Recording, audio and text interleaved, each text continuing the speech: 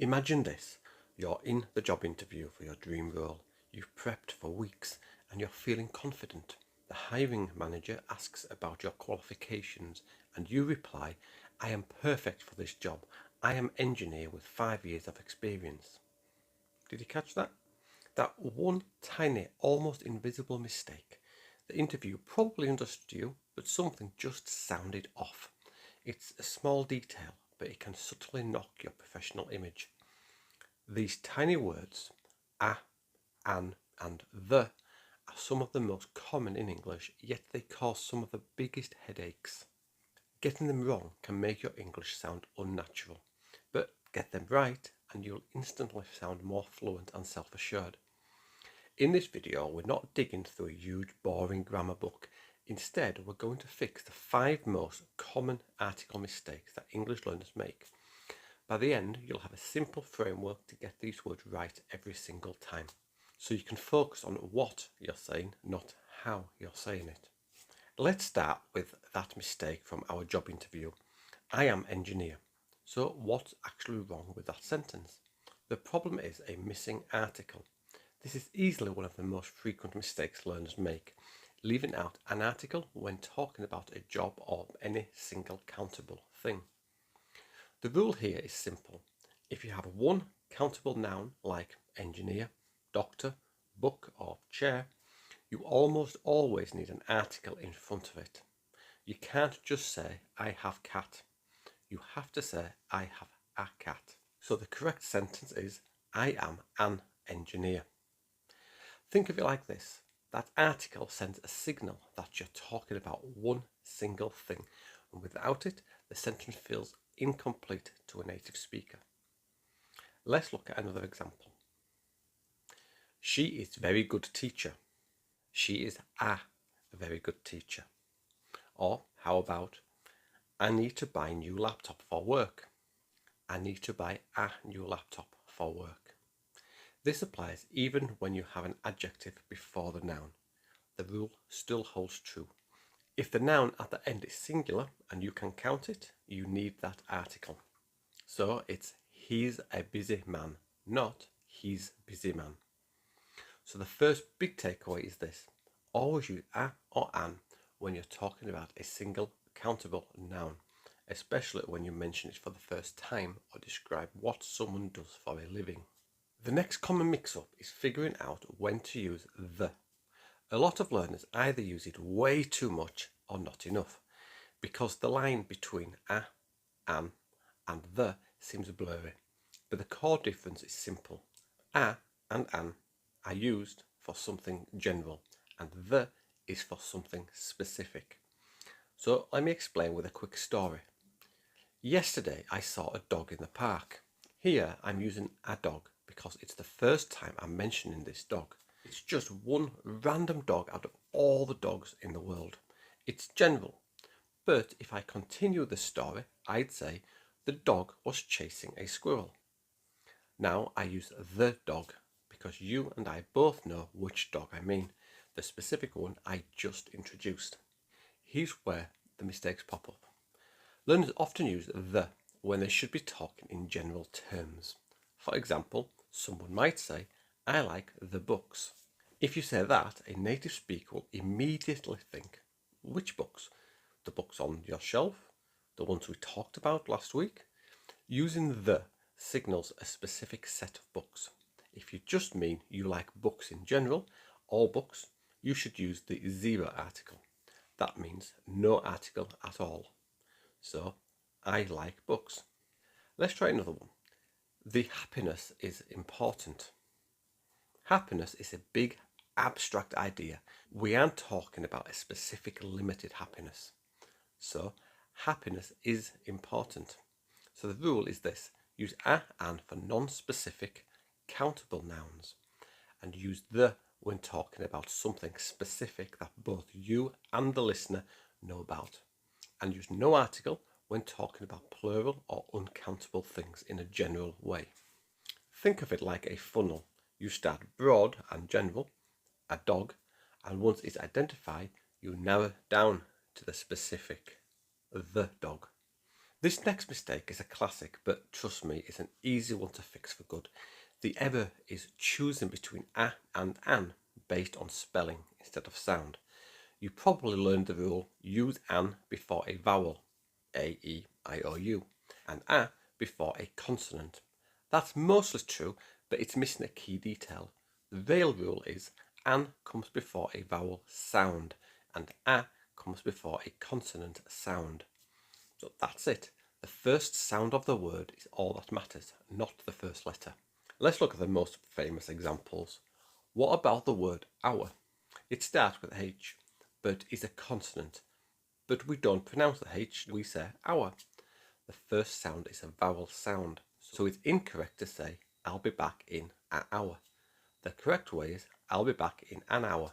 Here's another. He is an honest man. The H in honest is silent, so it starts with a vowel sound. Now, let's flip it. What about the word university? It starts with U, a vowel, but what's the first sound? It's U. That U sound is actually a consonant sound, so it's incorrect to say she studies at an university. The correct form is she studies at a university. The same goes for a European artist. European starts with that U sound. Or how about a £1 coin? The word one sounds like it starts with a W, which is a consonant sound. So how do you get this right forever? Just say the word out loud. Don't look at the letter, listen to the sound. If the very first sound is a, e, or u, use an. For every other sound, use a. It's a rule for your ears, not your eyes. Our fourth common mistake is trying to count the uncountable. In English, some nouns are seen as a whole or a mass and not as individual items. We call these uncountable. Common examples are liquids like water or milk, materials like wood or sand, and abstract ideas like advice, information, happiness, or music. The mistake happens when learners try to stick a or an in front of them. For instance, can you give me an advice? This is incorrect because advice is uncountable. You can't have one advice or two advices. It's treated as a single concept. To fix this, you've got a few options. Simply remove the article, can you give me advice? Use the word some, can you give me some advice? Or use a phrase like a piece of, can you give me a piece of advice? That last one is super useful because it lets you make an uncountable noun countable. You can have a piece of advice, two pieces of information. Let's look at another common one. I need an information about the schedule. I need some information about the schedule. Or if it's specific information you both know about, I need the information about the schedule. This category is huge. Other common uncountable nouns where people make this mistake include furniture, luggage, work, knowledge, research, and money. You wouldn't say a furniture, you'd say a piece of furniture. You wouldn't say a work to do, you'd say some work to do. The main takeaway here, you can't put a or an right before an uncountable noun. If you need to talk about one unit of it, use a phrase like a piece of or a bit of. And our final mistake is almost the opposite of our first one. It's using an article where you don't need one. This is what we call the zero article rule, and it's absolutely key to sounding natural. There are three main times when you should use no article. First, with plural nouns when you're speaking generally. We touched on this back in mistake number 2. The computers have changed the world. Since we're talking about all computers as a general concept, we drop the article. Computers have changed the world. Similarly, dogs are friendly is a general statement, but the dogs in my neighbourhood are friendly is specific. And second, with most proper nouns, this includes the names of people, most cities and most countries. You wouldn't say, I am visiting the Paris next year. You'd say, I am visiting Paris. You live in Japan, not the Japan. You speak Spanish, not the Spanish. Of course, there are famous exceptions you just have to memorise. These are often countries with words like United or Kingdom, the United States, the United Kingdom, or plural names, the Netherlands, the Philippines. But for most single places, leave the article out. And third, with certain fixed expressions, especially about places and meals. We don't say I am at the home or I go to the bed. The correct natural phrases are at home, go to bed. At work, go to school. The same goes for meals. You have a breakfast, not have the breakfast. Unless you mean a very specific one. The breakfast we had this morning was delicious. Mastering the zero article is a real sign of fluency. It shows you understand the rhythm of English, and when not to say something is just as important as knowing what to say. Alright, I think you've got it. Let's do a quick practice round. I'm going to show you 3 sentences with a common article mistake. Pause the video after each one and try to fix it. My sister is studying to be doctor. What's the mistake here?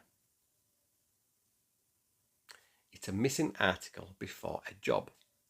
The correct sentence is, my sister is studying to be a doctor. I love listening to the music. Can you spot the problem here? This is a general statement using a specific article. Unless you mean the specific music playing right now, you should use the zero article. I love listening to music. We waited for an hour, but the bus never came. And what's wrong with this one? That's our sound rule. Our starts with a vowel sound, so it needs an.